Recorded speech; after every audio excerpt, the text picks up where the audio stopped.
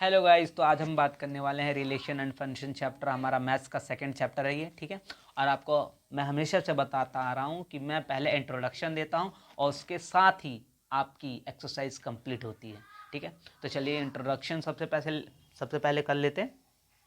Set, मैं आपको थोड़ा रिवीजन करवा रहा हूँ, थोड़ा सा, ज़्यादा नहीं। तो सेट के बारे में हमने पढ़ा था, ठीक है। सेट क्या था? Set is a well defined collection of object, ठीक है। सेट एक वेल डिफाइंड कलेक्शन है, ठीक है। उसके बाद हमने सबसेट पढ़ा था कि एक सेट का कैसे सबसेट निकाला जाता है। तो ये एक सेट दे रखा था, इसका सबसेट आप सेपरेट कर देते थे, ठीक है। अलग अलग एलिमेंट्स को जो है सेपरेट कर देते थे, ठीक है। यहाँ पे मैंने एक चीज़ मिस कर दी है, वो आपको बताना होगा कमेंट करके, ठीक है। फिर भी मैं अभी लिखूँगा। जैसे कि इसका सबसेट था, पहले ए लेंगे, फिर बी, फिर सी, फिर डी, ठीक है। उसके बाद फिर A B, B C, C D, और एक ये खुद ही सेट, ये जो सेट होता है वो भी सबसेट होता है इटसेल्फ, यानी खुद का कोई भी सेट खुद का सबसेट होता है, ठीक है। और एक चीज़ मैं भूल गया था, मैं यहाँ आपको लिख देता हूँ, वो है फाई, ठीक है। Phi is a subset of every set. ये बात ध्यान रखना आप हमेशा कि phi is a subset of every set, ठीक है। ये हो गया नंबर ऑफ सबसेट निकालने का फॉर्मूला, 2n, जहाँ पे n क्या होता था? Number of elements in A set, यानी ए सेट के अंदर कितने एलिमेंट है, ठीक है, वो आपका n होता था, ठीक है। अब हमारी टॉपिक की शुरुआत होती है सेकेंड चैप्टर की। तो इस चैप्टर में आप कार्टेशियन प्रोडक्ट, रिलेशन, फंक्शन, इन सब चीज़ों के बारे में ही पढ़ोगे, ठीक है। डोमेन, रेंज, कोडोमेन, इन सब के बारे में मैंने ओवरव्यू दे दिया आपको क्या क्या पढ़ोगे। तो सबसे पहले बात कर लेते हैं कार्टेशियन प्रोडक्ट की। तो कार्टेशियन प्रोडक्ट होता क्या है? इसे आप ऑर्डर ऑफ सेट भी बोलते हो, ठीक है। अब एग्जाम्पल लेते हैं। मैथ्स में अधिकतर चीज़ें एग्जाम्पल से ही कंप्लीट होती है और समझ में भी आती है, इसीलिए एग्जाम्पल लिया। ए सेट है हमारा, ये बी सेट है, ठीक है। ए सेट के एलिमेंट ए बी और बी सेट के एलिमेंट 1 2, ठीक है, ये दे रखा है। अब ए क्रॉस बी यानी कार्टेशियन प्रोडक्ट से समझ आता है मल्टीप्लीकेशन, ठीक है। तो ए क्रॉस बी यानी ए को मल्टीप्लाई करो बी से। अब ए को कैसे करेंगे? ए के एलिमेंट को मल्टीप्लाई करो बी के एलिमेंट के साथ। ये बात एकदम क्लियर होना चाहिए कि किसे मल्टीप्लाई करना है। ए सेट के एलिमेंट को मल्टीप्लाई करो बी सेट के एलिमेंट के साथ, ठीक है। यहां देखो, ए सेट का एलिमेंट ये है, पहले ए, तो ए को मल्टीप्लाई किया 1 से A1, फिर ए को 2 से A2, ठीक है। फिर बी लिया हमने, बी को 1 से B1, फिर बी को 2 से B2, ठीक है, ये था। और लेते हैं, मान के चलो मैं बी क्रॉस ए कर दूं। बी क्रॉस ए यानी कि बी सेट के एलिमेंट को मल्टीप्लाई करो ए सेट के एलिमेंट के साथ, ये होता है बी क्रॉस ए, ठीक है। अब देखो कैसे, 1 का लिया ए के साथ तो 1a हो गया, ठीक है। फिर 1 को बी के साथ 1b, फिर 2 को ए के साथ 2a, फिर 2 को बी के साथ 2b, ठीक है, ये हो गया। अब ध्यान से देखना, यहाँ पे a क्रॉस बी क्या इक्वल है बी क्रॉस ए के? नहीं है, इसीलिए मैंने पहले इंपॉर्टेंट बात ये लिखी थी, a cross B is not equal to B cross A in general case, ठीक है। हाई फाई जब पढ़ोगे मैथ्स आप, तो उसमें आपको समझ आएगा, ये कभी कभी हो जाता है, ठीक है। अभी जनरल केस में हमेशा ध्यान रखना 90% में ये a cross B is not equal to B cross A होता है, ठीक है। दूसरी बात, ऑर्डर ऑफ सेट मैटर करता है, ऑर्डर मैटर करता है इसमें, ठीक है भाई। ऑर्डर कैसे मैटर करता है अभी बता दो तुम्हें। यहाँ देखो a क्रॉस बी क्या था? तो A1 यानी x कोऑर्डिनेट में a था, y कोऑर्डिनेट में 1 था ना। यहाँ देखो b क्रॉस a किया तो x कोऑर्डिनेट में 1 आ गया और y कोऑर्डिनेट में a आ गया, यानी चेंज हो गया ना कोऑर्डिनेट, एक्सिस तो चेंज हो गई ना।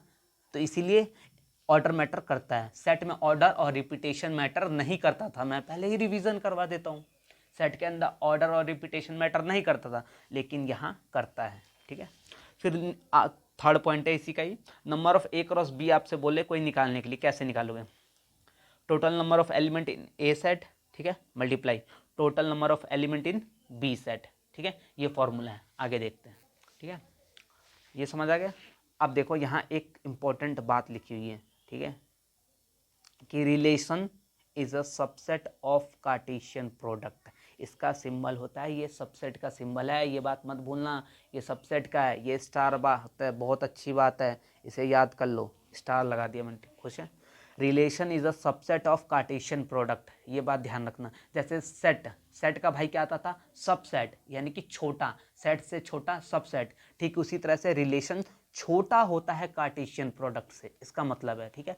ए सेट हमें दे रखा है ये, बी सेट दे रखा है ये, ए क्रॉस बी करोगे, अब सीखो वापस से, 1 को मल्टीप्लाई किया ए से तो 1a, ठीक है, फिर 1e, फिर 2 1 का तो हो गया ना, फिर 2 का देखो 2a यहाँ ले लिया मैंने, फिर 2e आ गया, फिर 3 वाला 3a 3 को मल्टीप्लाई करो a से तो 3 आ गया, फिर 3e ये आ गया। ठीक है, अब इसी को आप कोई बोलता है number of a cross b बताओ, बोलता है ना number of a cross b, तो यहाँ देखो सिंपल सा है, मैं यहाँ लिख भी देता हूँ आपके लिए, नंबर ऑफ, यहाँ लिखो चलो कोई, number of a cross b कैसे निकालोगे, number of a cross b में क्या था, पहला number of element in A set, तो ए सेट में कितने एलिमेंट है 1 2 3 3 है, मैंने लिख दिया। ठीक है, multiply by number of element in B set, तो बी सेट में कितने एलिमेंट हैं 2 है, तो यहाँ से आपका आ गया कितना 6, यहाँ देख लो काउंट भी कर लो 1 2 3 4 5 6 एलिमेंट आ गए। एक number of A cross B में कितने एलिमेंट आएंगे 6, और यहाँ हमने दिखा भी दिया आपको। ठीक है, कंप्लीट। ठीक है, आगे देखते हैं, रिलेशन दिया है, मैं ध्यान से देखना, relation X Y such that, इसका मतलब होता है सच दैट, मैंने इसीलिए सेट चैप्टर में आपको सिंबल सारे करवाए थे, इसीलिए ताकि आपको कोई कंफ्यूजन ना हो, मैथ्स में बहुत इंपॉर्टेंट है ये सारी symbol. X is an odd digit and Y is vowel, तो रिलेशन कैसे सेट, मतलब इन्होंने दिया है कि एक्स जो है वो एक ऑड है डिजिट और वाई एक वॉवल है। ठीक है, तो ये हमारा कार्टेशियन प्रोडक्ट था। अब मैंने इसीलिए बोला था relation is a subset of Cartesian product, यानी रिलेशन छोटा होता है कार्टेशियन प्रोडक्ट से। ठीक है, तो जो हमारी रिलेशन निकल के आएगी वो कार्टेशियन प्रोडक्ट में से ही आएगी, ये बात ध्यान रखना बहुत, यानी कि रिलेशन हम यहाँ से छाटेंगे। तो रिलेशन में क्या बोला है, जो एक्स है हमारा, एक्स वो एक ऑड डिजिट है और वाई होना चाहिए वॉवल, तो यहाँ देखो एक्स एक ऑड डिजिट है ना, और वाई क्या है एक वॉवल, इसीलिए ये रिलेशन में आएगा, ये सेटिस्फाई करता है रिलेशन को। उसके बाद देखो ये भी आएगा क्योंकि ये एक क्या है ऑड डिजिट और ये वॉवल है, तो ये भी आ गया। ठीक है, उसके साथ और कुछ होगा, फिर ये देखो 3a भी आएगा और 3e भी, रीज़न ये एक ऑड नंबर है और डिजिट कह लो। ठीक है, और ये एक वॉवल है वाई कोऑर्डिनेट। ठीक है, कंप्लीट हो गया, ये हमारी रिलेशन आ गई। अब देखो जैसे सेट को रिप्रेजेंट करने के 3 मेथड होते थे, roster form, set builder form और एक विजुअल रिप्रेजेंटेशन। ठीक है, वो बुक में नहीं दिया एनसीईआरटी में, तो आप टेंशन मत लो। ठीक है, लेकिन मिलेगा। तो ये हमने किस फॉर्म में इसे मतलब रिप्रेजेंट किया, ये हमारा सेट बिल्डर फॉर्म है, ये बात ध्यान रखना, और ये रोस्टर फॉर्म। ठीक, अब बात करते हैं फंक्शन की। तो फंक्शन होता क्या है, रिलेशन कंप्लीट हो गया, relation is a subset of Cartesian product, simple सा। ठीक, और रिलेशन कैसे डिफाइन करोगे, वो रिलेशन हमेशा कार्टेशियन प्रोडक्ट में से ही निकल के आता है। ठीक है, और number of A cross B निकालना हो तुम्हें तो वो यहाँ से आएगा, यानी नंबर ऑफ कार्टेशियन प्रोडक्ट, तो ये इससे आएगा, मैंने ये भी बता दिया। अब बात करते हैं फंक्शन की कि फंक्शन क्या होता है। ठीक है, function is a special type of relation, यानी फंक्शन जो होता है वो स्पेशल टाइप का एक रिलेशन होता है। ठीक है, फंक्शन एक स्पेशल टाइप का रिलेशन होता है, यानी रिलेशन में से ही फंक्शन निकल के आता है। ठीक है, अब इंपॉर्टेंट बात देखो, ये है 1 और ये है ए, और इससे पहले मैंने सेट में ही बताया था ये ओपन ब्रैकेट है। ठीक है, ओपन ब्रैकेट, ब्रैकेट भी 3 तरह के थे, open bracket, curly bracket, close bracket. ठीक है, ये हमारा ओपन ब्रैकेट है, और मैंने वहाँ बताया भी था ओपन ब्रैकेट का मतलब क्या होता है। ठीक है, चलो तो ये 1 क्या है, यहाँ पे एक्स कोऑर्डिनेट में 1 लिखा है, 1 को आप एक्स कोऑर्डिनेट कहो, या फिर इस चैप्टर में आप डोमेन बोलोगे, डोमेन या फिर रेंज, प्री इमेज। ठीक है, डोमेन या फिर प्री इमेज। वैसे ए है यानी वाई कोऑर्डिनेट, उसे आप वाई कोऑर्डिनेट कह लो, पहले वाई कोऑर्डिनेट कहते थे, लेकिन अब आप यहाँ रेंज या फिर इमेज बोलोगे, ये बात ध्यान रखना, आप यहाँ पे आप रेंज या फिर इमेज बोलोगे इस चैप्टर में। ठीक है, अब यहाँ पे कोई रिलेशन दे रखा है, चलो अब फाइंड करते हैं कोई भी रिलेशन फंक्शन कैसे होगा, ये हम पता कैसे करेंगे। ठीक है, तो मैंने आपको बताया था ये जो x है ये x कोऑर्डिनेट होता है, इसे डोमेन भी बोलते हैं या प्री इमेज भी कह लो आप, और y कोऑर्डिनेट इससे बोला जाता है, और आप इसे रेंज भी कह सकते हो या फिर इमेज। ठीक है, तो ये रिलेशन दे रखा है, अब हम पता कैसे करेंगे कि ये फंक्शन है। फंक्शन फाइंड करने के लिए आपको एक बात का ध्यान रखना है, जो प्री इमेज है या फिर कह लो जो डोमेन है वो कभी भी रिपीट नहीं होना चाहिए किसी भी रिलेशन में। अगर किसी रिलेशन में डोमेन या फिर प्री इमेज रिपीट नहीं होता है तो उस रिलेशन को हम फंक्शन बोलेंगे। ठीक है, जैसे कि यहाँ देखो, यहाँ 1 है एक्स कोऑर्डिनेट में, या फिर 2 है और ये 3 है। ठीक है, आप इसे डोमेन भी बोल सकते हो, प्री इमेज भी बोल सकते हो। ठीक है, यहाँ देखो कोई भी एलिमेंट रिपीट नहीं हो रहा है रिलेशन के अंदर डोमेन या फिर प्री इमेज पार्ट का, इसलिए ये रिलेशन फंक्शन है। ठीक है, आगे चलते हैं। अब पढ़ लेते हैं कंडीशन फॉर फंक्शन। मैंने आपको फंक्शन के लिए क्लियर ही बता दिया था कि डोमेन शुड नॉट रिपीट या फिर pre image should not repeat, ये होना चाहिए, ठीक है। अब एक्सरसाइज देखते हैं। एक्सरसाइज में फर्स्ट क्वेश्चन है कि जो ये एक्स कोऑर्डिनेट है इसका वो इक्वल है इस एक्स कोऑर्डिनेट के, ठीक है, और ये कोऑर्डिनेट जो इक्वल है ये इसके इक्वल है। तो find the value of X and Y. तो हमें एक्स की वैल्यू फाइंड करनी है और वाई की। तो यहाँ पे साफ बोला गया कि ये दोनों इक्वल हैं एक दूसरे के, तो हमने एक्स कोऑर्डिनेट को इक्वल किया एक्स कोऑर्डिनेट के साथ और वाई कोऑर्डिनेट को इक्वेट किया वाई कोऑर्डिनेट के साथ। फिर यहाँ से हमने सॉल्व किया, सॉल्व करने के बाद एक्स की वैल्यू आई 2 और वाई की वैल्यू आई 1, ठीक है। सॉल्यूशन पार्ट गाइस आपको खुद करना होगा क्योंकि आप इतने भी अब छोटे नहीं हो, आप सॉल्यूशन खुद से कर सकते हो। सेकेंड क्वेश्चन में, if the set of A has 3 elements and the set B set ये दे रखा है, ठीक है, then find the number of element in A cross B. यानी ए सेट में 3 एलिमेंट्स है और बी सेट में भी 3 एलिमेंट्स है, काउंट करके देखो 1 2 3, ठीक है। बोला number of A cross B बताने के लिए, तो number of A cross B का फॉर्मूला मैंने अभी इंट्रोडक्शन में दिया है कि number of elements in A set multiply number of elements in B set. Number of element in A set 3 है, बी सेट में भी 3 है, मल्टीप्लाई किया 9 आंसर आ गया, ठीक है। नेक्स्ट क्वेश्चन पे, थर्ड क्वेश्चन में जी सेट दे रखा है, मैं एच सेट दे रखा है, फाइंड करना है जी क्रॉस एच और एच क्रॉस जी, ठीक है, 2। तो जी क्रॉस एच का मतलब क्या होता है, जी सेट के जो एलिमेंट हैं उसे मल्टीप्लाई करो एच सेट के एलिमेंट के साथ, ठीक है। और यहाँ ऑर्डर मैटर करता है, मैंने इंट्रोडक्शन में भी बोला है। तो पहला एलिमेंट है जी का 7 को मल्टीप्लाई करो 5 के साथ तो 7 5 आ गया, फिर 7 को 4 के साथ तो 7 4 आ गया, 7 को 2 के साथ किया तो 7 2 आ गया, ठीक है। फिर 8 को 5 के साथ किया तो 8 5 आ गया, 8 को 4 के साथ किया तो 8 4 आ गया, फिर 8 को 2 के साथ मल्टीप्लाई किया तो 8 2 आ गया, ठीक है। आप निकाल भी सकते हो कि number of elements in G cross H कैसे, जी सेट के एलिमेंट को मल्टीप्लाई कर दो, कितने जी सेट के एलिमेंट 2 हैं और एच सेट के एलिमेंट में कितने टोटल 3 है, तो 2 को जब 3 से मल्टीप्लाई करोगे कितना आएगा 6। यहाँ काउंट करके देखो जी क्रॉस एच में भी उतने एलिमेंट आएंगे 1 2 3 4 5 6, ठीक है। इससे आप पता भी लगा सकते हो कि जी क्रॉस एच करने पे कितने एलिमेंट हमारे टोटल आएंगे, ठीक है। और एच क्रॉस जी का सेम आपको ऐसे ही करना, यहाँ पे आपको पहले एच सेट के एलिमेंट को मल्टीप्लाई करना होगा जी सेट के एलिमेंट के साथ, ठीक है, ये आप कर लोगे। फोर्थ क्वेश्चन में बोला है ट्रू और फॉल्स बताना, अगर कोई स्टेटमेंट फॉल्स है तो उसे आप ट्रू करके लिखोगे, ठीक है।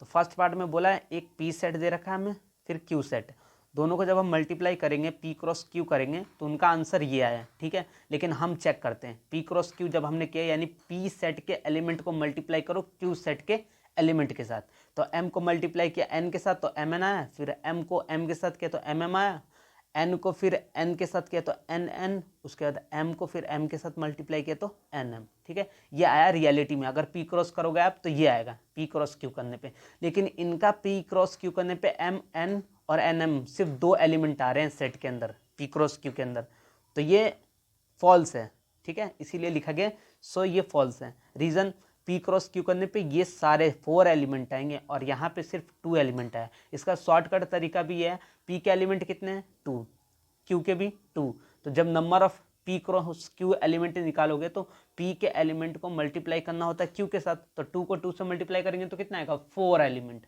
आएंगे ना पी क्रॉस क्यू सेट में। तो यहाँ कितने एलिमेंट है 1 2 एलिमेंट है, इसीलिए यहाँ से भी तुम फॉल्स बोल सकते हो इसे, ठीक है। नेक्स्ट देखते हैं, ये सेकंड पार्ट है इसका, इसमें हमें ए सेट दे रखा है बी सेट दे रखा है, बोला X Y such that X belong करता है ए को, वाई बिलोंग करता है बी को, बिल्कुल सही है, क्वेश्चन में भी यही बात था, ठीक है। क्वेश्चन में क्या बोलता है, if A and B are non empty set, ठीक है, then A cross B is non empty set of order pair X Y such that X belong करेगा ए को, वाई बिलोंग करेगा बी को, ठीक है। ए सेट है देखो नॉन एम्प्टी सेट है, बी भी नॉन एम्प्टी सेट है, एक्स सेट बिलोंग करता है ए सेट को, वाई बिलोंग करता है बी को, तो ये स्टेटमेंट ट्रू है, ठीक है। Third part, if A set ये दे रखा है बी सेट ये दे रखा है, then A cross B intersection phi is equal to phi है, ये ट्रू है या फॉल्स, ये पता करना है ये चीज़ हमें कि A cross B intersection phi is equal to phi है। तो हम देखो ए सेट हमने लिया, फिर ये बी सेट लिया, जब हम बी इंटरसेक्शन फाई करेंगे तो बी सेट और फाई सेट में कॉमन क्या आएगा फाई आएगा, क्योंकि phi is a every subset of phi is a subset of every set, ठीक है। तो इसीलिए बी इंटरसेक्शन फाई करोगे आप, मैंने इसीलिए फर्स्ट चैप्टर में क्लियरिटी से बताया था, यहाँ फाई आया कॉमन, फिर ए क्रॉस फाइव करोगे तो आंसर भी फाइव आएगा। यानी ए को जब हम एम्प्टी सेट या ए को हम 0 के साथ मल्टीप्लाई करते हैं तो क्या आता है 0 आता है, 1 को 0 के साथ करते हो तो क्या आता है 0 आता है, 2 को करोगे 0 के साथ तो 0 ही आएगा ना। वैसे ए क्रॉस फाइव करने पे भी आंसर फाइव आता है। फाइव एक तरह से 0 नल सेट है, कुछ भी नहीं है, ठीक है। सो ये स्टेटमेंट ट्रू है। फिफ्थ क्वेश्चन में ए सेट में दिया है, फाइंड ए क्रॉस ए, ठीक है। इसे कैसे फाइंड करोगे, ध्यान से देखना। पहले आप ए क्रॉस ए निकाल लो, ठीक है। ए क्रॉस ए कैसे निकालोगे, ए सेट के एलिमेंट को वापस ए से मल्टीप्लाई कर दो, ठीक है। अब ए सेट के एलिमेंट को वापस ए से मल्टीप्लाई कैसे करोगे, मैं यहाँ लिख देता हूँ, कोई दिक्कत है। यहाँ देखो मैंने वापस से यही ए सेट लिख दिया है, ठीक है। अब पहले मैंने ए क्रॉस ए किया, ए क्रॉस ए करने पे कितना आएगा, -1 को मल्टीप्लाई करो 1 के साथ, ठीक है, ये आया। फिर -1 को मल्टीप्लाई करो 1 के साथ, ये आया। फिर अब 1 को लो, -1 का हो गया, फिर 1 को लिया मैंने, 1 को मल्टीप्लाई किया -1 के साथ, ठीक है, कहाँ गया, ये रहा। फिर 1 को मल्टीप्लाई किया 1 के साथ, ये आंसर आ गया। ये हमारा ए क्रॉस ए आया, ठीक है। अब ध्यान से देखना, ए क्रॉस ए इतना था हमारा, ये ए क्रॉस ए है। अब ये ए सेट है तो ए सेट को वापस ए क्रॉस ए से मल्टीप्लाई कर दो। ए क्रॉस ए ये सेट था हमारा। अब ए सेट के एलिमेंट पहला कौन सा है, -1, -1 को इनसे मल्टीप्लाई करो तो -1 -1 आ गया, 3 कोऑर्डिनेट आ गए, ठीक है। फिर वैसे ही -1 को आप मल्टीप्लाई करो इसके साथ तो -1 -1 ऑर्डर में ले लिया हमने, ठीक है। ये 2 का चल रहा था ऑर्डर, यहाँ 3 का ऑर्डर हो गया, ठीक है।